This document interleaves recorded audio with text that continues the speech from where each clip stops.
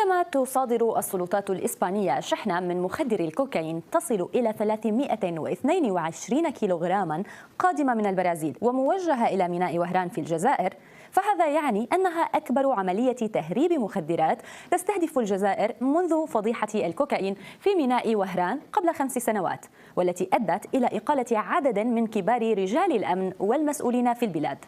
الخبر مشاهدينا ورد في الصحافة الإسبانية التي تحدثت عن عملية تمت قبل يومين، وتحديدا في ميناء الجزيرة الخضراء قرب جبل طارق، وأن كمية معتبرة من الكوكايين تصل إلى 322 كيلوغراما من هذه المخدرات صدرت، وأنها كانت متجهة إلى الجزائر. وحتى الآن لم تنشر أي صور للعملية، لكن بيانا صدر بشأنها. بيان الجمارك الإسبانية نقلته يومية الأفانغوارديا الصادرة في برشلونة، وورد فيه ما يلي: